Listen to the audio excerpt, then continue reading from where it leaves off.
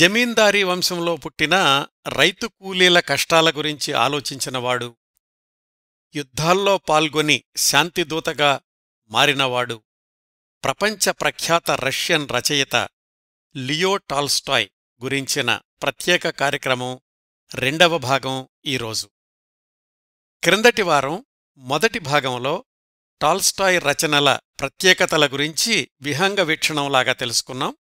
తర్వాత ఆయన జీవనరేఖల్లో జమీందారీ వంశంలో జన్మించడం, చిన్నతనంలోనే తల్లిని తండ్రిని కోల్పోవడం, కాలేజీ చదువు మధ్యలో ఆపేసి అన్నయ్య సహాయంతో మిలిటరీలో చేరడం, 2 యుద్ధాల్లో పాల్గొని అవి ముగిశాక ఇంటికి చేరడం, ఇవన్నీ తెలుసుకున్నాం. ఆ 2 యుద్ధాల్లో ఆయన గమనించిన మారణకాండ టాల్స్టాయ్ని యుద్ధ వ్యతిరేకిగా చేసింది. ఇవన్నీ జరిగేసరికి టాల్స్టాయ్ వయసు 29 సంవత్సరాలు. యుద్ధం మిగిల్చిన చేదు జ్ఞాపకాలు, అప్పుడే ఆయన 3వ అన్నయ్య మరణం, ఒక విఫల ప్రేమకథ, వీటి నేపథ్యంలో టాల్స్టాయ్ కొంతకాలం రష్యాకి దూరంగా యూరోప్ పర్యటనకు వెళదామనుకున్నాడు. ఇక్కడ మొదటి భాగాన్ని ఆపాం. ఇక్కడ్నుంచి మిగతా విశేషాలు ఇప్పుడు కొనసాగిద్దాం. 1857 జనవరిలో యూరోప్ యాత్రకు బయల్దేరాడు. అక్కడి ప్రజల జీవన విధానాన్ని గమనించడం అతడి ప్రథమ లక్ష్యం ఆ పర్యటనలో. ఆ రోజుల్లో రష్యాలో రైళ్ల సౌకర్యం చాలా తక్కువగా ఉండేది. టాల్స్టాయ్ దొరికినంతవరకు రైళ్లల్లో వెళ్లడం, అది లేని చోట గుర్రబళ్లల్లో అంచెలంచెలుగా ప్రయాణించి 1857 జనవరి చివరికి ప్యారిస్ చేరుకున్నాడు. అక్కడి ప్రజలు తను ఊహించినంత సౌకర్యవంతంగా ఏమీ జీవించడం లేదు. వాళ్లక్కూడా అన్ని ఇబ్బందులు ఉన్నాయి. ప్రభుత్వం కూడా అప్పటి రష్యా ప్రభుత్వం కంటే మెరుగ్గా ఏమీ లేదు.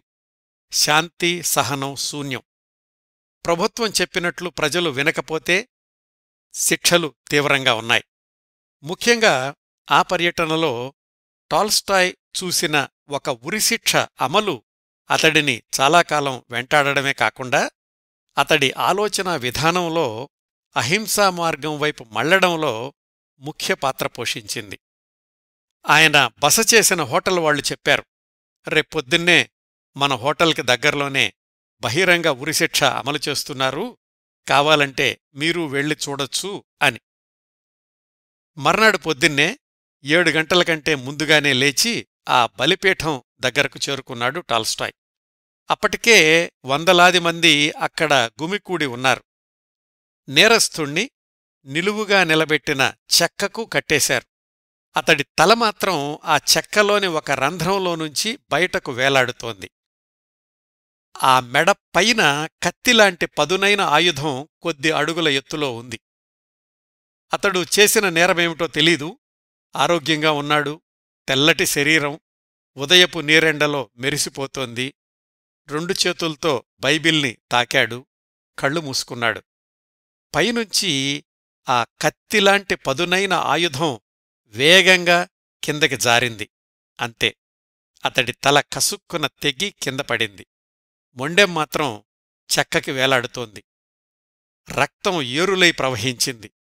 ఏమిటి శిక్ష ఇంత దారుణమా? మనిషిని చంపడం ఇంత తేలిక అనుకున్నాడు టాల్స్టాయ్. చాలా రోజులు అదే దృశ్యం కళ్ల ముందు కదలాడింది. నిద్రపట్టనివ్వలేదు.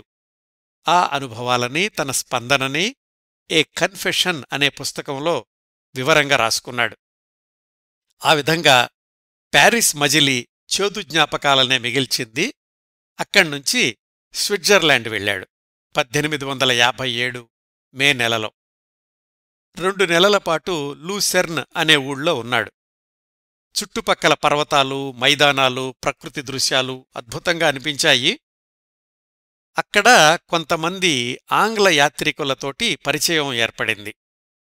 వాళ్ల అహంభావం, మిగతా అందరూ తమకంటే తక్కువ అనే ఆలోచనా విధానం టాల్స్టాయ్కి నచ్చలేదు. ఒకరోజు రెస్టారెంట్లో కూర్చునున్నాడు. రోడ్డు మీద ఒక బిచ్చగాడు వయలిన్ వాయిస్తూ పాడుతూ అడుక్కుంటున్నాడు. ఎవరైనా దానం చేస్తున్నారా లేదా అనే దాంతో సంబంధం లేకుండా తన్మయత్వంతో పాడుతున్నాడు. టాల్స్టాయ్ పక్కనే కూర్చున్న బ్రిటిష్ యాత్రికులు ఆ వీధి గాయకుణ్ణి గమనిస్తూ వాళ్లల్లో వాళ్లు అతని గురించి ఏవో జోక్స్ వేసుకుంటున్నారు. ఎవ్వరూ అతనికి పెన్నీ కూడా దానం చెయ్యలేదు. టాల్స్టాయ్ ఆ వీధి గాయకుణ్ణి లోపలికి ఆహ్వానించి తనతో పాటు పక్కన కూర్చోబెట్టుకుని భోజనం చేయమన్నాడు. ఇదంతా గమనిస్తున్న బ్రిటిష్ యాత్రికులకు మొహం మాడిపోయింది. రెస్టారెంట్లో వెయిటర్స్ కూడా టాల్స్టాయ్ చేస్తున్న పనికి ఆశ్చర్యంగా చూశారు. ఎవర్నీ పట్టించుకోకుండా ఆ యువకుడికి సుష్టుగా భోజనం పెట్టించి తన జేబులో ఉన్న కరెన్సీ నోట్లన్నీ దానం చేసి వీడ్కోలు చెప్పాడు. ఈ సంఘటన గురించి టాల్స్టాయ్ తన లూసెర్న్ అనే పర్యటన అనుభవాల నవలికలో రాశాడు. ఇట్లా ఆ పర్యటనలో టాల్స్టాయ్కి ఎదురైన ప్రతి సన్నివేశం అతడి ఆలోచనల్లో ఏదో ఒక మార్పుకి కారణమయ్యింది. అవన్నీ తర్వాత రోజుల్లో ఆయన రాసిన కథల్లోనూ వ్యాసాల్లోనూ గమనించొచ్చు. అట్లా 8 నెలలపాటు ప్యారిస్, స్విట్జర్లాండ్, జర్మనీ యాత్ర ముగించుకుని 1857 ఆగస్టులో తన జమీందారీ ఎస్టేట్ యస్నాయా పోల్యానాకి తిరిగొచ్చేశాడు. దాదాపు 6 ఏళ్ల తర్వాత కాస్త ప్రశాంతంగా ఇంటిపట్టున ఉన్నది ఇప్పుడే. తన పర్యటన అనుభవాల్ని వివిధ రూపాల్లో అక్షరబద్ధం చేయడం మొదలుపెట్టాడు. ఇదిట్లా ఉండగా రష్యాలో రాజకీయ వాతావరణం ఎలా ఉందంటే 1855లో సింహాసనాన్ని అధిష్ఠించిన జార్ చక్రవర్తి అలెగ్జాండర్ II రష్యన్ పౌరులకు స్వేచ్ఛనిచ్చే అనేక సంస్కరణల్ని అమలు చేయడం మొదలుపెట్టాడు. వాటిల్లో ఒకటి పత్రికా స్వేచ్ఛ. ముద్రణా సంస్థల మీద ఉన్న నిర్బంధాలు సడలడంతో పత్రికల ప్రచురణ అధికమయ్యింది. పత్రికలు ఎక్కువ అవడంతోటి టాల్స్టాయ్ రచనలకు విపరీతమైన గిరాకీ ఏర్పడింది. 1859 ఫిబ్రవరిలో టాల్స్టాయ్ని మాస్కో సాహితీ సమాఖ్య వాళ్లు గౌరవ సభ్యుడిగా ఎన్నుకున్నారు. ఆ సందర్భంలో సాహిత్యం ప్రజలకు చేరువగా ఎందుకుండాలో, ప్రజల జీవన ప్రమాణాల్ని పెంచడానికి సాహిత్యం ఎలా ఉపయోగపడాలో ఉపన్యాస రూపంలో చెప్పాడు టాల్స్టాయ్. రచనలు చేస్తున్నా, గుర్తింపు వస్తున్నా, తరగనంత జమీందారీ ఆస్తి ఉన్నా, అనుభవించడానికి అన్ని రకాల విలాసాలు అందుబాటులో ఉన్నప్పటికీ ఇవేమీ టాల్స్టాయ్కి తృప్తినివ్వలేదు. అతడి ఆలోచనలు తన ఎస్టేట్లో పనిచేసే కూలీలు, రైతులు వాళ్లవైపు మళ్ళాయి. రోజూ తను కూడా వెళ్ళి పొలాల్లో వాళ్లతో కలిసి పనిచేసేవాడు. దుక్కి దున్నేవాడు, నాట్లు వేసేవాడు. ఆ కూలీలకి టాల్స్టాయ్ అర్థం కాలేదు. అంతకుముందు ఎప్పుడూ ఏ యజమాని కూడా వాళ్లకి అంత దగ్గరవ్వలేదు. ఆ కూలీల్లో పెద్దవాళ్లు రోజూ పనులకు వెళ్తే పిల్లలు దుమ్ము ధూళిలో ఆడుకోవడం, కాస్త వయసొచ్చాక వాళ్లు కూడా పొలాల్లో పనులకు వెళ్లడం ఇది నచ్చలేదు టాల్స్టాయ్కి. ఆ పిల్లల్ని విద్యావంతుల్ని చెయ్యాలని నిర్ణయించుకున్నాడు. తన ఇంట్లోనే 2 గదుల్ని ఆ స్కూలు కోసమని కేటాయించాడు. ఒక జర్మన్ యువకుణ్ణి టీచర్గా నియమించుకున్నాడు. ఆ రైతు కూలీల ఇళ్లకు వెళ్లి పిల్లల్ని పంపించమని చెప్పాడు. ఆ స్కూలు పనిచేసే విధానం కూడా ఆనాటికి అత్యంత విప్లవాత్మకం. నియమ నిబంధనలు దాదాపుగా లేనట్లే. పిల్లలు పొద్దున్నే 7 గంటల నుంచి ఎప్పుడైనా రావచ్చు. స్కూల్లోనే అన్ని రకాల ఆట వస్తువులు ఉంటాయి. ఇష్టం వచ్చినంతసేపు ఆడుకోవచ్చు. టీచర్ కొన్ని ప్రాథమిక పాఠాలు చెప్తాడు. ఆ పైన పిల్లలు ఏది కావాలంటే, ఏది ఆసక్తి అనిపిస్తే ఆ పాఠాలు ఎక్కువ బోధిస్తాడు. పిల్లలకి విసుగు అనిపిస్తే టీచర్ పాఠాలకు విరామం ఇస్తాడు. భోజన సదుపాయాలు కూడా స్కూల్లోనే ఉంటాయి. సాయంకాలం కూడా పిల్లలు ఎప్పుడు కావాలంటే అప్పుడు ఇంటికెళ్ళిపోవచ్చు. హోంవర్కులు, పాఠాల పునశ్చరణ ఇలాంటివేమీ ఉండవు. పూర్తి స్వేచ్ఛాయుత వాతావరణంలో పిల్లలకి ఏది ఇష్టమో అది నేర్పే పాఠశాలన్నమాట. ఇంట్లో వాళ్లకి, సాహితీ మిత్రులకి టాల్స్టాయ్ చేస్తున్న పని ఏమీ అర్థం కాలేదు. ఏమిటి, వీడికేమైనా పిచ్చిపట్టిందా అనుకున్నారు. టాల్స్టాయ్ మాత్రం తన అనుకున్న పని చేసుకుంటూ వెళ్లాడు. తొందరలోనే తన ఎస్టేట్లోని రైతు కార్మికుల పిల్లలే కాకుండా పక్కనున్న ఎస్టేట్లోని రైతు కార్మికుల పిల్లలు కూడా రావడం మొదలుపెట్టారు. వాళ్లకోసమని అవసరమైతే తనే గుర్రబళ్ళు పంపించేవాడు టాల్స్టాయ్. ఇవన్నీ 1858–59లలో జరిగిన పరిణామాలు. తన స్కూలు పిల్లల కోసమని తనే ప్రత్యేకంగా చిన్న చిన్న కథలు రాశాడు టాల్స్టాయ్. తన అమలు చేస్తున్న విధానాల గురించి వ్యాసాలు రాసి రష్యాలోని ఇతర స్కూళ్లకు పంపించాడు, పత్రికల్లో ప్రచురణ అయ్యేలాగా చూసుకున్నాడు. ఇవే కాకుండా ఇంకా అప్పటి విద్యా వ్యవస్థలో ఎలాంటి మార్పులు తీసుకొస్తే విద్యార్థులు మరింత విద్యావంతులవుతారో కూడా తన ప్రతిపాదనలు ప్రచురించాడు. ఇట్లా ఒకవైపు కొత్తగా ప్రారంభించిన పాఠశాల, ఇంకొక వైపు రచనలు, తీరిక లేకుండా ఉన్న రోజుల్లో 1860 మొదట్లోనే టాల్స్టాయ్కి పిడుగులాంటి వార్త అందింది. అదే తన పెద్దన్నయ్య నికోలస్కి క్షయవ్యాధి అని తెలిసింది. అప్పటికీ ఆ అన్నయ్య వయసు 37 సంవత్సరాలు. వివాహం చేసుకోలేదు, ఇంకా మిలిటరీ సర్వీస్లోనే ఉన్నాడు. మరి ఎక్కడ ఎలా సోకిందో ఆ రోజుల్లో భయంకరమైన ప్రాణాంతకమైన క్షయవ్యాధి బారిన పడ్డాడు నికోలస్. ఇంట్లో వాళ్లంతా కంగారుపడిపోయారు. స్థానిక వైద్యులు మెరుగైన వైద్యం కోసం, ప్రశాంత వాతావరణం కోసం జర్మనీలోని సోడెన్ అనే ఊరికి తీసుకెళ్లమని చెప్పారు. ముందుగా టాల్స్టాయ్ రెండో అన్నయ్య సెర్జీ, అక్కయ్య మేరియా, ఆమె ఇద్దరి సంతానం అందరూ కలిసి నికోలస్ని జర్మనీకి తీసుకెళ్లారు. అక్కడ కూడా పెద్దగా ఉపశమనం లభించలేదు. వాళ్లు వెళ్లిన 2 నెలలకి టాల్స్టాయ్ వాళ్లతో కలిశాడు. తను వెళ్లేసరికి అన్నయ్య పరిస్థితి చాలా దారుణంగా ఉంది. బాగా నీరసించిపోయాడు. ఇంక మృత్యువు తథ్యం అని తెలిసిపోయింది. టాల్స్టాయ్ మరోసారి కుంగుబాటుకి గురయ్యాడు.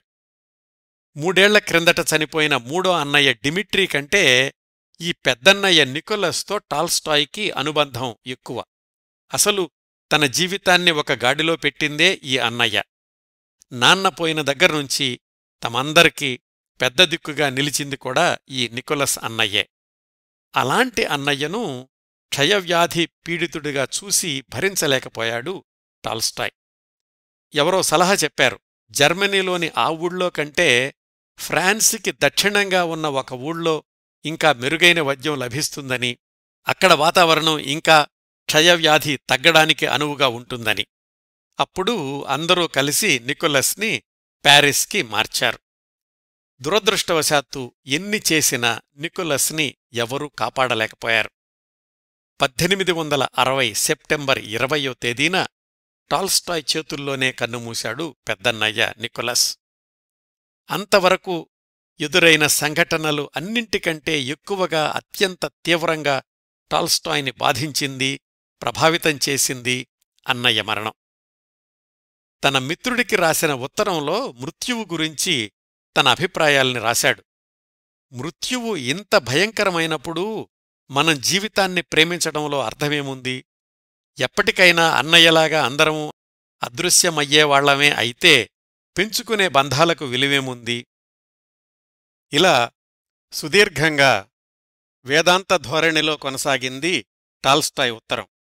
అన్నయ్య అంత్యక్రియలు అక్కడే పూర్తి చేసేసి తన యూరోప్ పర్యటనను మరికొన్ని నెలలు పొడిగించాడు టాల్స్టాయ్. తను ఎస్టేట్లో ప్రారంభించిన స్కూలు దృష్ట్యా ప్యారిస్లో, జర్మనీలోని పిల్లల స్కూళ్లు ఎలా నడుస్తున్నాయో అధ్యయనం చేద్దామని. కాని ఏ స్కూలుకెళ్లినా అన్ని చోట్ల పిల్లల్ని 4 గోడలకు బందీ చేస్తున్న విద్యాబోధనే తప్ప వాళ్లకి ఏం కావాలో అడిగిన వాళ్లు ఎవరూ లేరు. ఆ విద్యా విధానం నుంచి పెద్దగా నేర్చుకోవాల్సింది, తన స్కూలుకి ఉపయోగపడేది ఏమీ లేదని టాల్స్టాయ్కి తెలిసిపోయింది. ఇలా టాల్స్టాయ్ యూరోప్లో ఉండగానే 1861 ఫిబ్రవరి 19న రష్యాలో కర్షక విమోచన చట్టం అమల్లోకొచ్చింది. దాని ప్రకారం పెద్ద పెద్ద జమీందారీ ఎస్టేటుల్లో తరతరాలుగా దాస్యం చేస్తున్న వ్యవసాయ కూలీలకు స్వాతంత్ర్యం లభించినట్లయింది. వాళ్లు జమీందారులకు బానిసలుగా కొనసాగుతూ వెట్టిచాకిరీ చెయ్యాల్సిన పనిలేదు. కావాలంటే వాళ్లు సొంతంగా పొలాలు కొనుక్కోవచ్చు, వ్యాపారాలు చేసుకోవచ్చు. ఇది ఆ చట్టం. అయితే ఇది అంత తేలిగ్గా అమలుపరచగలిగే వాతావరణం రష్యాలో లేదు. ఎందుకంటే భూములన్నీ జమీందారుల అధీనంలోనే ఉన్నాయి. మరి మీకు స్వేచ్ఛ వచ్చింది, మీరు వెళ్ళిపోండి అంటే రైతులు బయటికెళ్ళి ఏం చెయ్యగలరు? అందుకని ఆ చట్టాన్ని అమలు చేసే క్రమంలో యూరోప్ నుంచి వెనక్కొచ్చేసిన టాల్స్టాయ్ని జమీందార్లకి, రైతు కూలీలకి మధ్య వారధిగా, ఈ చట్టాన్ని సమర్థవంతంగా అమలు చేసే మధ్యవర్తిగా నియమించింది ప్రభుత్వం. సహజంగానే సంప్రదింపుల్లో కూలీల పక్షమే ఎక్కువ మొగ్గు చూపిస్తుండేవాడు టాల్స్టాయ్. ఇది జమీందార్లకి గిట్టేది కాదు. టాల్స్టాయ్ ఏం చేసినా, ఏం మాట్లాడినా, ఏం రాసినా దానికి విపరీతార్థాలు తీసి ప్రభుత్వానికి ఫిర్యాదులు చేస్తూ ఉండేవాళ్లు టాల్స్టాయ్ గురించి. ఇదంతా 1861-62లలో జరిగింది. ఇది జరుగుతున్న రోజుల్లోనే రష్యాలో ఇతర ప్రదేశాల్లో కూడా టాల్స్టాయ్ ప్రారంభించిన స్వేచ్ఛా బోధనా శైలిలో మరికొన్ని పాఠశాలలు మొదలయ్యాయి. వాటన్నింటికీ సలహాలివ్వడం, వాళ్లకవసరమైన పుస్తకాలు పంపించడం, ఇంకోవైపు జమీందారులు, కూలీలకు మధ్యవర్తిత్వం, ఇంకా తన సొంత రచనల పని, వీటన్నింటితోటి తీరిక లేకుండా పనిచేయడంతో టాల్స్టాయ్ ఆరోగ్యం దెబ్బతింది. 1962 మొదట్లో కుటుంబ సభ్యుల, శ్రేయోభిలాషుల సలహాననుసరించి విశ్రాంతి కోసం సముద్రతీరానికి వెళ్లాడు. అతడు లేని సమయంలో అతడి ఎస్టేట్ మీద ప్రభుత్వ పోలీసులు దాడి చేశారు. టాల్స్టాయ్ గురించి అప్పటికే 2-3 జమీందార్లు అడపాదడపా ఫిర్యాదులు చేస్తూ ఉండడంతోటి చిన్నపిల్లల స్కూలు నడపడం వెనక కూడా ఏమైనా కుట్ర ఉందేమో అని మరికొంతమంది రహస్యంగా ప్రభుత్వాన్ని హెచ్చరించడం. ఈ నేపథ్యంలో ఎస్టేట్ అంతటినీ గాలించారు పోలీసులు. వాళ్లకి ఏమీ దొరకలేదు. కాని అంతవరకు ప్రశాంతంగా ఉన్న ఎస్టేట్లోనూ, టాల్స్టాయ్ కుటుంబ సభ్యుల్లోనూ ఒక విధమైన అసౌకర్య వాతావరణం నెలకొంది. 1962 మధ్యలో మెరుగుపడిన ఆరోగ్యంతో టాల్స్టాయ్ తన ఎస్టేటుకి తిరిగొచ్చేసరికి ఇది అక్కడి పరిస్థితి. పోలీసులు తరచూ రావడం చూసి పిల్లల్ని స్కూలుకి పంపించడం మానేశారు రైతు కూలీలు. టాల్స్టాయ్ ఎంత నచ్చజెప్పినా వినలేదు. మళ్లీ జమీందారీలో సాధారణ పరిస్థితి నెలకొనడానికి కాస్త సమయం పట్టింది. అయితే ఈలోగా పిల్లలు లేకపోవడంతో స్కూలు మూసేయాల్సొచ్చింది. అంతవరకు స్కూలునే నమ్ముకుని ఉన్న ఉపాధ్యాయులకు భారీగానే నగదు ముట్టచెప్పి పంపించేశాడు టాల్స్టాయ్. ఆ విధంగా ఆయన ప్రారంభించిన ప్రయోగాత్మక స్వేచ్ఛా విద్యా బోధన 3 ఏళ్లు మించి కొనసాగలేదు. ఈ గొడవలన్నీ సర్దుకునేసరికి 1862 సెప్టెంబరొచ్చింది. ఆ నెల టాల్స్టాయ్ జీవితంలో అతి ముఖ్యమైన సమయం. ఆ నెలలోనే టాల్స్టాయ్ తన 34 సంవత్సరాల వయసులో వివాహం చేసుకున్నాడు. టాల్స్టాయ్ భార్య పేరు సోఫియా ఆండ్రియానా బెహర్. సోఫియా అన్న పేరున్న వాళ్లని రష్యన్ భాషలోనూ సన్నిహితులు సాన్యా అని కూడా పిలుస్తారట. అంచేత టాల్స్టాయ్ భార్య పేరు చాలా చోట్ల సోఫియా అని, కొన్ని చోట్ల సాన్యా లేదా సోనియా అని కూడా రాస్తారు. శ్రోతలు గమనించగలరు. ఈమె కుటుంబ నేపథ్యం తెలుసుకోవడానికి మనం టైం లైన్లో కొంచెం వెనక్కి వెళదాం. సోఫియా తల్లి పేరు లిబోవ్, తండ్రి పేరు ఆండ్రే. సరళంగా ఉండడానికి వీలైన చోట్లల్లా సోఫియా అమ్మ, సోఫియా నాన్న అంటాను. సోఫియా టాల్స్టాయ్ల వివాహం పెద్దలు కుదిర్చిందీ కాదు, హఠాత్తుగా జరిగిందీ కాదు. టాల్స్టాయ్ కుటుంబానికి, సోఫియా కుటుంబానికి చాలా సంవత్సరాలుగా పరిచయం ఉంది. సోఫియా వాళ్ల అమ్మమ్మ, తాత టాల్స్టాయ్ వాళ్ల ఎస్టేట్ ఉన్న యస్నా పొల్యానా దగ్గర్లోనే నివసిస్తూ ఉండేవాళ్లు. వాళ్లు కూడా ధనవంతులే. టాల్స్టాయ్ తండ్రికి, సోఫియా తాతకి మంచి స్నేహం ఉండేది. వాళ్ళిద్దరూ కలిసి గుర్రాల మీద అడవిలో వేటకు వెళ్తుండేవాళ్లు. వాళ్ల కుటుంబాలు కూడా పుట్టినరోజులకి, పండుగలకి టాల్స్టాయ్ ఎస్టేట్లోనే కలుసుకుంటూ ఉండేవాళ్లు. ఆ విధంగా టాల్స్టాయ్కి సోఫియా వాళ్లమ్మ లిబోవ్తో చిన్నప్పట్నుంచే పరిచయం ఉంది. టాల్స్టాయ్ కంటే లిబోవ్ 2 ఏళ్లు పెద్దది. టాల్స్టాయ్కి 7-8 వయసులో తనకంటే 2 ఏళ్లు పెద్దదైన లిబోవ్తో కలిసి ఆడుకుంటుండేవాడు. ఆ వయసులోనే టాల్స్టాయ్కి లిబోవ్ అంటే ఒక విధమైన ఆకర్షణ ఏర్పడింది. చిన్నపిల్లల ఆటల్లో కూడా లిబోవ్ తనతో కాకుండా వేరే వాళ్లతో మాట్లాడుతూ ఉంటే టాల్స్టాయ్ భరించలేకపోయేవాడు. 25 తర్వాత ఆ లిబోవ్ తనకి అత్తగారవుతుందని టాల్స్టాయ్ అనుకునే అవకాశం అస్సలు లేదు ఆ రోజుల్లో. టాల్స్టాయ్ తన 10-11 వయసులో చదువుకోసం ఎస్టేట్ని వదిలేశాక చాలా సంవత్సరాలు లిబోవ్ని మళ్లీ కలుసుకునే అవకాశం రాలేదు. కాజాన్లోని కాలేజీలో చదువుకునే రోజుల్లోనే ఇక్కడ లిబోవ్కి ఆమె 16 సంవత్సరాల వయసులో తనకంటే 20 ఏళ్లు పెద్దవాడైన యాండ్రేతో వివాహం అయ్యింది. యాండ్రే రష్యన్ రాజాస్థానంలో వైద్యుడిగా పనిచేస్తూ ఉండేవాడు. పెళ్లయ్యాక లిబోవ్ భర్తతో కలిసి మాస్కోలో నివసించడం మొదలుపెట్టింది. వాళ్లకి తర్వాత రోజుల్లో 13 మంది సంతానం. 5 చనిపోగా 8 మంది పెరిగి పెద్దవాళ్లయ్యారు. వాళ్లల్లో రెండో అమ్మాయే భవిష్యత్తులో టాల్స్టాయ్ భార్య సోఫియా. సోఫియా జన్మించింది 1844లో, అంటే టాల్స్టాయ్ కంటే 16 సంవత్సరాలు చిన్నది. సోఫియా తండ్రికి రాజాస్థానంలో కొలువు ఉండడంతో వాళ్ల కుటుంబం ఉన్నత వర్గానికి చెందినదే చిన్నప్పట్నుంచి. సోఫియాకి తోబుట్టువులకి ఏమీ లోటులేని జీవితం. సోఫియా మేనమామొకాయన అవివాహితుడు. ఆయన కూడా సోఫియా వాళ్లింట్లోనే ఉండేవాడు. ఆయనకు టాల్స్టాయ్కి మంచి స్నేహం. పైగా సోఫియా తల్లి కూడా టాల్స్టాయ్కి చిన్నప్పటినుంచి పరిచయం కాబట్టి టాల్స్టాయ్ ఎప్పుడు మాస్కో వెళ్లినా సోఫియా వాళ్లింటికి వెళ్తుండేవాడు. ఆమె మేనమామతో పిచ్చాపాటి మాట్లాడ్డంతో పాటు సోఫియాతోనూ సోఫియా అక్కయ్య లిజాతోనూ ఆడుకుంటూ ఉండేవాడు. తన 23 సంవత్సరాల వయసులో అన్నయ్యతో కలిసి సైన్యంలో చేరడానికి వెళ్లే సమయానికి సోఫియా వయసు 7 ఏళ్లు. క్రిమియా యుద్ధంలో టాల్స్టాయ్ పాల్గొనడానికి వెళ్లేటప్పటికీ ఆమె వయసు 10 ఏళ్లు. ఆమెకు ఊహ తెలిసేసరికే టాల్స్టాయ్కి రచయితగా పేరుంది. టాల్స్టాయ్ ఇంటికొచ్చినప్పుడు అమ్మా, నాన్న, మేనమామ ఆయన్ను గౌరవించే విధానం లాంటివన్నీ గమనించిన సోఫియాకి వయసులో చాలా పెద్దవాడైనప్పటికీ టాల్స్టాయ్ అంటే ఒక విధమైన ఆరాధనాభావం, ఇష్టం మొదలయ్యాయి. టాల్స్టాయ్ క్రిమియా యుద్ధంలో పాల్గొనడానికి వెళ్లేటప్పుడు 10 ఏళ్ల సోఫియా అనుకుందట, తను కూడా టాల్స్టాయ్తో పాటు వెళ్లి సైన్యంలో నర్సుగా చేరితే బాగుండును అని. టాల్స్టాయ్ యుద్ధభూమిలో ఉండగానే రాసిన చైల్డ్హుడ్ నవలని సోఫియా శ్రద్ధగా 2-3 సార్లు చదివింది. టాల్స్టాయ్ గురించి మరింత అవగాహన వచ్చింది ఆయన రాస్తున్న పుస్తకాలు చదివాక. ఆ విధంగా టాల్స్టాయ్ రచయితగా ఎదుగుతున్న సమయంలో సోఫియా ఆలోచనల్లో పరిణితి సంతరించుకుంది. ఆయన రచనలను బట్టి టాల్స్టాయ్ని మరింతగా అర్థం చేసుకునే ప్రయత్నం చేస్తుండేది.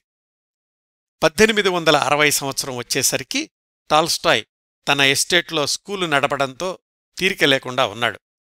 ఆ సమయంలోనే అన్నయ్య అనారోగ్యం కూడా కదా. ఆ సంవత్సరానికి సోఫియాకి 16 సంవత్సరాలు, హైస్కూలు చదువైపోయింది. మరి టాల్స్టాయ్ రచనలు చదివో తనలోనే స్వతహాగా పెంపొందిన సృజనాత్మకతో కాని ఆ వయసులోనే నటాషా అనే పేరుతో చిన్న నవల రాసింది. టాల్స్టాయ్ తనింటికొచ్చినప్పుడు చూపించింది. బాగా రాశావమ్మా అని మెచ్చుకున్నాడు. ఆ రోజుల్నుంచి సోఫియా డైరీలు రాయడం కూడా మొదలుపెట్టింది. 1862లో తన ఎస్టేట్లోని స్కూలు కూడా మూతపడ్డాక టాల్స్టాయ్ పెళ్లి గురించి ఆలోచించడం మొదలుపెట్టాడు. అయితే అన్నయ్యలిద్దరూ క్షయవ్యాధితో మరణించడంతోటి తనక్కూడా ఆ వ్యాధి సోకుతుందేమో అని భయంగా ఉండేది. మాస్కో వెళ్లి సోఫియా తండ్రిని సంప్రదించాడు. ఆయన డాక్టర్ కదా, ఒకసారి పరీక్షించి చెప్పండి, నాకు క్షయవ్యాధి లక్షణాలు ఏమీ లేవు కదా, పెళ్లి చేసుకుంటే ఇబ్బందేమీ ఉండదు కదా అని అడిగాడు. ఆయన టాల్స్టాయ్ని పరీక్ష చేసి అంతా సవ్యంగానే ఉందని ధృవపరిచాడు. అయితే కాబోయే కొద్ది నెలల్లో తన కూతుర్ని టాల్స్టాయ్ వివాహం ఆడబోతున్నాడని ఆ డాక్టర్గారు అప్పుడు అనుకోలేదు. 1862 ఆగస్టులో ఒకరోజు సోఫియా కుటుంబ సభ్యులతో కలిసి వాళ్ల పూర్వీకులు ఒకప్పుడు నివసించిన యాస్నా పోలియానాకి వెళ్లారు. అక్కడున్న సోఫియా వాళ్ల అమ్మమ్మ సమాధి చూడడానికి. ఆ రాత్రి అక్కడే ఉండాల్సొచ్చింది. టాల్స్టాయ్ ఎస్టేట్లో ఉన్నారు. మరొక నెలలో అదే ఇంటికి కోడలిగా రాబోతున్నాను అని సోఫియాకి అప్పుడు అస్సలు తెలిసే అవకాశమే లేదు. మరి టాల్స్టాయ్కి సోఫియా అంటే ప్రేమ ఎప్పుడు మొదలయిందో తెలీదు కాని వాళ్లు తన ఎస్టేట్లో విడిది చేసిన రోజునుంచి తరచూ మాస్కోకి వెళ్లేవాడు. సోఫియాతోటి గంటల తరబడి మాట్లాడేవాడు. అప్పటికే సెలబ్రిటీ రైటర్ కాబట్టి టాల్స్టాయ్ తనతో అంతసేపు మాట్లాడ్డం సోఫియాకి గర్వంగా ఉండేది. 1862 సెప్టెంబర్ 9న టాల్స్టాయ్ 34వ పుట్టినరోజున అభినందనలు తెలియజేసింది సోఫియా. సోఫియా టాల్స్టాయ్లిద్దరూ గమనించలేని ఇంకొక విషయం, సోఫియా అక్కయ్య లిజాకి టాల్స్టాయ్ అంటే చాలా ఇష్టమని. వాళ్ళింట్లో టాల్స్టాయ్ భోజనం చేసిన సమయాల్లో కూడా లిజా అతడి పక్కనే కూర్చునే ప్రయత్నం చేసేది. తన పుట్టినరోజు తర్వాత దాదాపు ప్రతిరోజూ మాస్కోకి వెళుతుండేవాడు టాల్స్టాయ్. సోఫియాకి తన ప్రేమ వ్యక్తం చేయడానికి, పెళ్లి చేసుకోమని అడగడానికి ప్రపోజల్ లెటర్, ప్రతిపాదనా పత్రం జేబులో పెట్టుకుని వెళుతుండేవాడు ఎప్పుడు. చివరికి ధైర్యం చేసి 1862 సెప్టెంబర్ 16న తన ప్రపోజల్ లెటర్ సోఫియా చేతిలో పెట్టాడు. సోఫియాకి అంగీకారమే కాని అమ్మా నాన్న కూడా ఒప్పుకోవాలి కదా, వాళ్లకి చెప్పింది. సెలబ్రిటీ రచయిత ఇంటి అల్లుడుగా వస్తానంటే వాళ్లు కూడా సంతోషించారు. 16 సంవత్సరాల వయసు వ్యత్యాసం వాళ్లకి పెద్ద సమస్య అనిపించలేదు. ఎందుకంటే సోఫియా అమ్మా నాన్నలకు కూడా 20 ఏళ్లు వయసు తేడా ఉంది. అయితే వాళ్లకి ఆశ్చర్యం కలిగించిందేమిటంటే టాల్స్టాయ్ తమ పెద్ద కూతురు లిజాకి ప్రపోజ్ చేస్తాడేమో అనుకున్నారు. అమ్మా నాన్నల నుంచి సానుకూల స్పందన లభించాక సోఫియా టాల్స్టాయ్కి తన సమ్మతి తెలియచేసింది. మరో 4 రోజుల్లోనే 1862 సెప్టెంబర్ 23నే ముహూర్తం నిర్ణయించారు. అంటే టాల్స్టాయ్ సోఫియాని మొదటిసారి అడగడానికి పెళ్లికి మధ్య వ్యవధి 1 వారమేనన్నమాట. సోఫియా ఒకసారి అంగీకారం తెలియచేశాక ఒకరోజు టాల్స్టాయ్ తన డైరీలన్నీ తీసుకెళ్లి ఆమెకిచ్చాడు. పెళ్లికి ముందు ఇది నా జీవితం, ఏదీ దాచాలనుకోవడం లేదు, ఇవన్నీ చదివి నీకేమైనా సందేహాలుంటే అడగొచ్చు అన్నాడట టాల్స్టాయ్. ఉపోద్ఘాతంలో చెప్పినట్లు టాల్స్టాయ్ డైరీల్లో ఎక్కడా పొరలు తెరలు ముసుగులు ఉండవు. జరిగింది జరిగినట్లు ఏమాత్రం భేషజం లేకుండా రాసుకుంటూ ఉండేవాడు. అలాంటి డైరీలు చదువుతూ సోఫియా చాలాసార్లు ఆశ్చర్యపోయింది, భయపడింది, కొన్నిసార్లు నిశ్చేష్టురాలయ్యింది. ఎందుకంటే ఆ డైరీల్లో టాల్స్టాయ్ కాలేజీ మానేసి సైన్యంలో చేరడానికి మధ్యనున్న 2-3 ఏళ్లు విచ్చలవిడి జీవితం గురించి కూడా రాసుకున్నాడు. వేశ్యలతో సహవాసం, సుఖవ్యాధుల బారిన పడడం, ఇలాంటి వాటన్నింటితో పాటు ఇంకొక భయంకరమైన నిజం కూడా రాసుకున్నాడద్దులో. తను మిలిటరీలో పనిచేసిన సంవత్సరాల్లో మధ్య మధ్యలో ఇంటికొచ్చినప్పుడు ఒక రైతు భార్యతోటి సంబంధం పెట్టుకున్నానని, దానివల్ల అబ్బాయికి జన్మనిచ్చానని. ఇవన్నీ చదివిన సోఫియా కాస్త అయోమయానికి గురయింది. ఏమిటి ఈయన ఉద్దేశం? ఇప్పుడు నేనేం చెయ్యాలి? వీటి గురించి ఆయన్ను ప్రశ్నించాలా, లేక ఇష్టం ఉందో లేదో చెప్పాలా అంటూ తనలో తను మదనపడింది. కాని టాల్స్టాయ్ పట్ల అనురాగాన్ని మాత్రం వదులుకోలేకపోయింది. టాల్స్టాయ్ డైరీల్లో ఎన్ని కఠోర వాస్తవాలు చదివినప్పటికీ వివాహం విషయంలో మాత్రం ముందుకెళ్లడానికే నిశ్చయించుకుంది సోఫియా. 1862 సెప్టెంబర్ 23న సోఫియా వాళ్ళింటికి సమీపంలోనే ఉన్న చర్చిలో టాల్స్టాయ్ సోఫియాల వివాహం జరిగింది. వాళ్ళిద్దరి జీవితాల్లో ఒక సరికొత్త అధ్యాయం, చారిత్రక అధ్యాయం మొదలయ్యింది. ఈ అధ్యాయం గురించి వివిధ చరిత్రకారులు వివిధ కోణాల్లో రాశారు. వాటి గురించి మనం టైంలైన్ ప్రకారం తెలుసుకుందాం. ఆనాటి వాళ్ల ఆచారం ప్రకారం పెళ్లైన వెంటనే పెళ్లికొడుకు ఇంటికి వెళ్ళిపోవాలి పెళ్లికూతురు. ఆ రాత్రే 100 మైళ్లు ప్రయాణించి యాస్నా పొల్యానాలోని టాల్స్టాయ్ ఎస్టేట్కి చేరుకున్నారు. 18 ఏళ్ల సోఫియాకి అన్నీ కొత్త అనుభవాలే. ఆ ఎస్టేట్లో ఉండేది టాల్స్టాయ్ కాకుండా అతడి రెండో అన్నయ్య, 2 మేనత్తలు అంతే. మిగతా వందలాది రైతు కూలీలు. తన తొలినాటి అనుభవాలని చెల్లెళ్ళు టాన్యాకి ఉత్తరాల్లో రాసింది సోఫియా. ఆ రోజుల్నుంచే మళ్లీ డైరీలు రాయడం కూడా మొదలుపెట్టింది. టాల్స్టాయ్కి ఎలాగూ డైరీలు రాసే అలవాటుంది కదా. తొలి రోజుల్లో అయితే ఇద్దరూ ఒకళ్ల డైరీలు ఇంకొకరు చదువుకుంటూ ఉండేవాళ్లు. ముందు ముందు ఆ అలవాటు ఎలాంటి పరిణామాలకు దారితీసిందో కథాక్రమంలో తెలుసుకుందాం. టాల్స్టాయ్కి వివాహమయ్యే 1862 సెప్టెంబర్ సమయానికి ఆయన ది కొసాక్స్ అనే చిన్న నవల రాస్తున్నాడు. తను సైన్యంలో పనిచేసినప్పుడు నల్ల సముద్రం దగ్గర్లో ఉన్న పర్వత సానువుల్లో నివసించే సంచార జాతుల గురించిన కాల్పనిక నవల ఆ ది కొసాక్స్ అనేది. అది 1863 జనవరిలో ప్రచురితమయ్యింది. అప్పటికే రష్యన్ పాఠకులు టాల్స్టాయ్ నుంచి ఏ రచన వస్తుందా అని ఆసక్తిగా ఎదురుచూస్తూ ఉండేవాళ్లు. ఆయన రచన ఎప్పుడు ఏది మార్కెట్లోకి విడుదలైనా పుస్తకాలు హాట్ కేకుల్లాగా అమ్ముడుపోతూ ఉండేవి.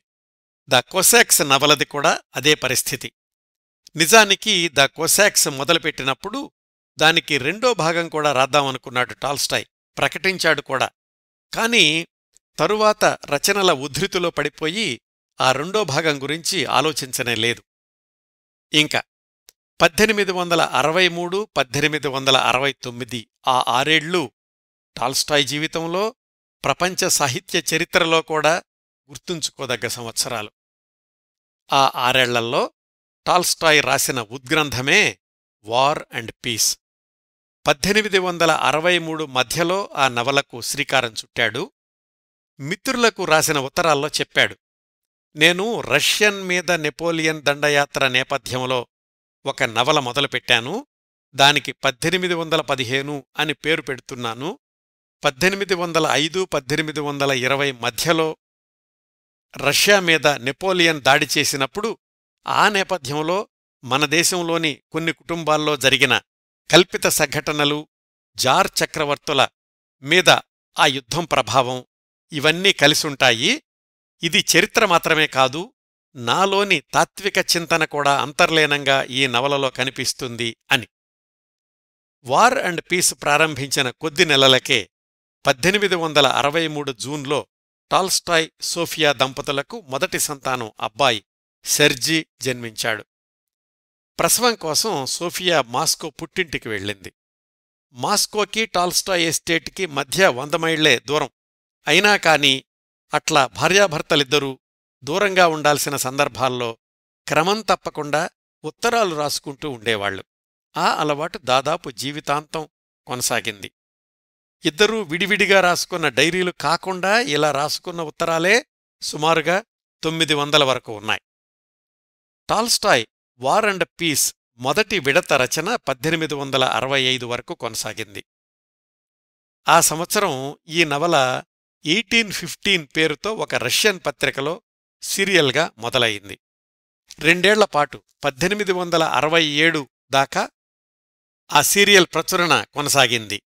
పాఠకుల నుంచి ఈ సీరియల్కి మిశ్రమ స్పందన లభించింది. టాల్స్టాయ్కి ఆ వర్షన్ అంత సంతృప్తినివ్వలేదు. 1867-69 మధ్యలో మళ్లీ దానిలో చాలా భాగాలు తిరగరాసి 1869లో మొదటిసారి రష్యన్ భాషలో పుస్తకంగా ముద్రణకిచ్చాడు. పత్రికలో వచ్చిన వర్షన్కి దీనికి చాలా తేడాలున్నాయి. పత్రికల్లో వచ్చినప్పుడు దాని పేరు 1815 అయితే పుస్తకంగా వచ్చినప్పుడు వార్ అండ్ పీస్ అని పేరు పెట్టారు. అది ఆ నవల పాఠకుల్ని విపరీతంగా ఆకర్షించింది. నవల కాపీలు హాట్ కేకుల్లాగా అమ్ముడుపోయాయి. అయితే ఆ 6 ఏళ్లలో టాల్స్టాయ్ సోఫియా దంపతులు చాలా త్యాగాలు చేయాల్సొచ్చింది. ముఖ్యంగా సోఫియా. ఈ నవలా రచన సాగిన 1863-69 మధ్యలో జరిగిన కొన్ని సంఘటనల గురించి తెలుసుకుందాం. 1863లో వాళ్లకి అబ్బాయి జన్మిస్తే 1864లో అమ్మాయి, 1866-69లో మరొక 2 అబ్బాయిలు జన్మించారు. అంటే టాల్స్టాయ్ వార్ అండ్ పీస్ రాసిన 6 ఏళ్లలో వాళ్లకి 4 సంతానం అన్నమాట. వార్ అండ్ పీస్ నవలలో చాలా భాగాలు రాయడానికి టాల్స్టాయ్ సుదీర్ఘమైన పరిశోధనలు చేయాల్సొచ్చింది. మాస్కోలోని గ్రంథాలయాలకెళ్లేవాడు. వాళ్ల మావగారి నాన్నగారు నెపోలియన్తో సాగిన యుద్ధంలో ప్రత్యక్షంగా పాల్గొన్నాడు. ఆయన్నడిగి చాలా విషయాలు తెలుసుకున్నాడు. టాల్స్టాయ్ స్వయంగా ఆ యుద్ధం జరిగిన ప్రాంతానికి వెళ్లి అక్కడ జీవించి ఉన్నవాళ్లతో సంభాషించి విషయసేకరణ చేశాడు. ఈ నవల మధ్యలో ఉండగానే 1864 జూన్ ప్రాంతంలో ఒక సంఘటన జరిగింది. ఎస్టేట్ బయటకి అప్పుడప్పుడు గుర్రం మీద వేటకి వెళ్లేవాడు టాల్స్టాయ్. ఒకసారి అలా వేటకి వెళ్ళినప్పుడు ఆయన స్వారీ చేస్తున్న గుర్రం అదుపు తప్పి టాల్స్టాయ్ని కింద పడేసింది. ఆ వేగానికి రోడ్డు పక్కన పొదల్లోకి ఎగిరిపడ్డాడు. అది అడవిలోకి వెళ్లే మార్గం. జనసంచారం ఎక్కువగా ఉండదు. ఒళ్లంతా చీరుకుపోయింది. ఎక్కడ గాయాలయ్యాయో కూడా తెలియడం లేదు. కుడి చెయ్యైతే పైకి లేవడం లేదు. అలాగే పాక్కుంటూ వచ్చి రోడ్డు పక్కన సొమ్మసిల్లి పడిపోయాడు టాల్స్టాయ్. చాలాసేపటికి అటునుంచి వెళ్లిన వాళ్ళెవరో చూసి టాల్స్టాయ్ని ఆయన ఎస్టేట్కి చేర్చారు. కొన్నాళ్లు స్థానిక వైద్యం చేసినా చెయ్యి స్వాధీనంలోకి రాలేదు. మాస్కోలో వాళ్ల మామగారు రాజాస్థానంలో డాక్టర్ కదా. 1864 చివర్లో ఆయన దగ్గరికెళ్ళి సర్జరీ చేయించుకుంటే తప్ప చెయ్యి మళ్లీ అధీనంలోకి రాలేదు. ఈ ఉదంతమంతా దాదాపు 6 నెలలు పైగా కొనసాగింది. ఆ సమయంలో చేత్తో పెన్ను పట్టుకుని రాయలేకపోయాడు. కొన్ని రోజులు సోఫియాకి డిక్టేట్ చేస్తుండేవాడు. ఆమె ఆరోగ్యం సహకరించనప్పుడు ఆమె చెల్లెలు తాన్యాని మాస్కో నుంచి రప్పించి ఆమెకు డిక్టేట్ చేస్తుండేవాడు. ఏది ఏమైనా వార్ అండ్ పీస్ నవలా రచన ఎక్కడా ఆగకుండా చూసుకునేవాడు. ఈ సంఘటన తప్పిస్తే ఆ సంవత్సరాల్లో టాల్స్టాయ్ ఎస్టేట్ జీవితం ఒక క్రమపద్ధతిలో సాగింది. రోజూ పొద్దున్నే లేచి రాసుకోవడం, మధ్యాహ్నం కాసేపు పొలం పనులకు వెళ్లి రావడం, మళ్లీ సాయంకాలం వరకు రాసుకోవడం, రాత్రికి తాను రాసిన చాలా భాగాల్ని భార్యకు చదివి వినిపించడం, ఇలా ఉండేది ఆయన దినచర్య. ఇంకా వార్ అండ్ పీస్ నవలా రచన అంటే తప్పనిసరిగా ప్రస్తావించుకోవాల్సింది భార్య సోఫియా సేవలు. సాయంకాలం పూట భర్త బయటకు వాకింగ్కి వెళ్లగానే అంతవరకు ఆయన రాసిన పేపర్లన్నింటినీ ఒక క్రమపద్ధతిలో అమర్చిపెట్టేది.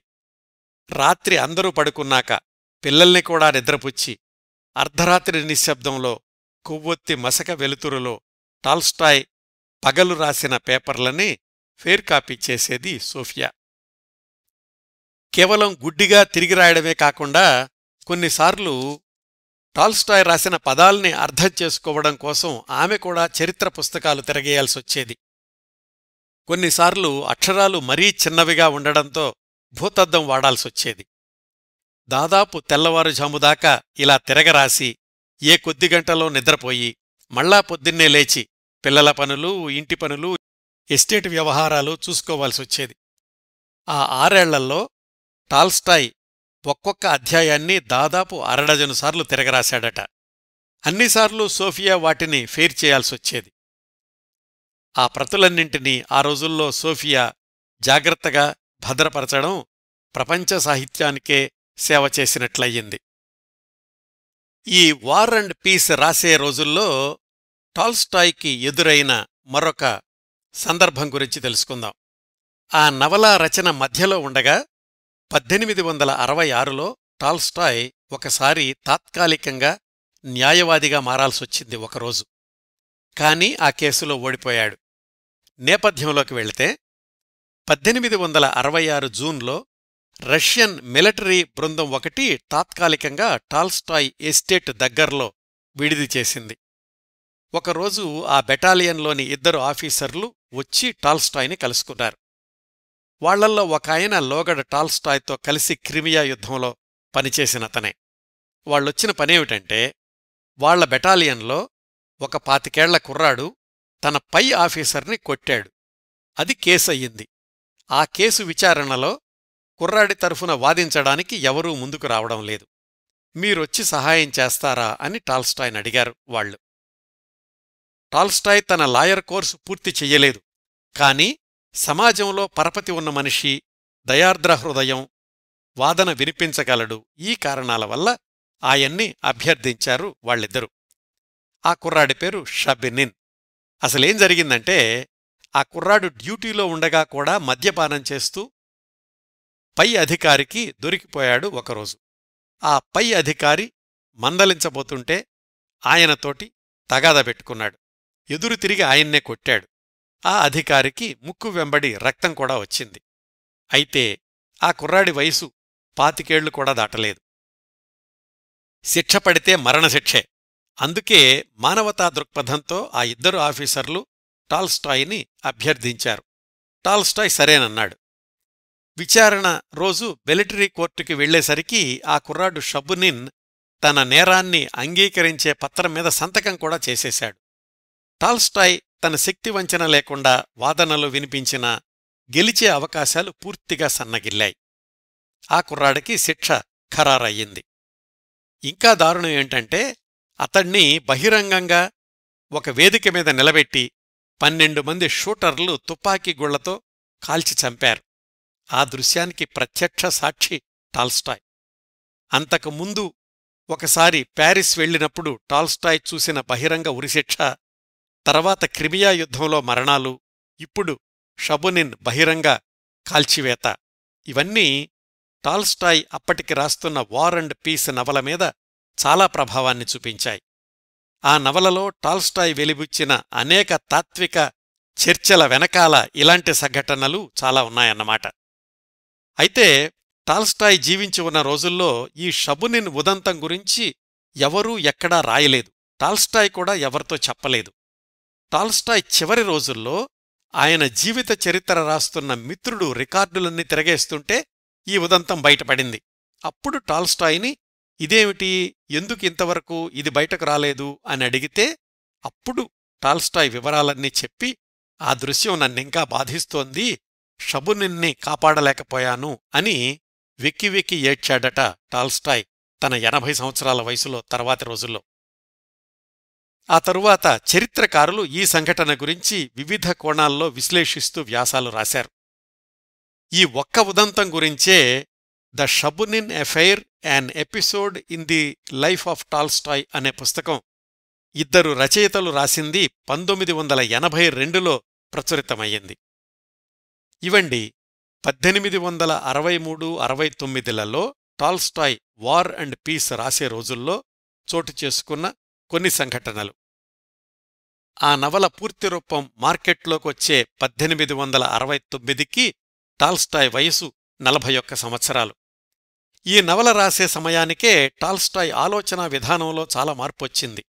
హింస నుంచి అహింస వైపు, యుద్ధం నుంచి శాంతివైపు, ఘర్షణ నుంచి సామరస్యత వైపు ప్రయాణించడంలోనే మానవ జీవితానికి సార్థకత ఉంది అన్న విశ్వాసం టాల్స్టాయ్లో మరింతగా దృఢంగా నాటుకుపోయింది వార్ అండ్ పీస్ నవల పూర్తయ్యేసరికి.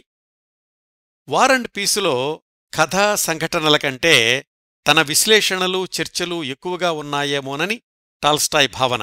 అందుకనే దాన్ని మిగతా అందరూ పూర్తిస్థాయి నవల అంటున్నాగాని తను చారిత్రక ఘట్టాల కల్పనా సాహిత్యం అనుకునేవాడు. పూర్తిస్థాయి నవల రాయాలి అనుకుని ఆయన రాసిందే అన్నా కెరెనినా లేదా యానా కెరెనినా. ఆ నవల రచన, ఆ తర్వాత టాల్స్టాయ్ రచనలు కొనసాగిన వయనం, తదుపరి కాలంలో టాల్స్టాయ్ వ్యక్తిగత జీవితంలో చోటు చేసుకున్న సంఘటనలు, టాల్స్టాయ్ సోఫియా దంపతుల మధ్య ఏడాదికేడాదికి పెరిగిన మానసిక ఎడబాటు, వీటన్నింటి గురించి వచ్చే వారం టాల్స్టాయ్ జీవనరేఖలు 3వ భాగంలో మాట్లాడుకుందాం. ఈ 2వ ఎపిసోడ్ని ఇంతటితో ముగిస్తానండి. ఈ కార్యక్రమాలను ఆదరించి అభిమానిస్తున్న శ్రోతలందరకు హృదయపూర్వకంగా కృతజ్ఞతలు తెలియచేస్తున్నాను. వచ్చే వారం టాల్స్టాయ్ జీవనరేఖలు 3వ భాగంతో కలుసుకుందాం. అంతవరకు నవ్వుతూ ఉండండి. మీ నవ్వులు 10 మందికి పంచండి. ప్రస్తుతానికి మీ వద్ద సెలవు తీసుకుంటోంది సదా మీ ఆదరాభిమానాలను కోరుకునే మీ కిరణ్ ప్రభ.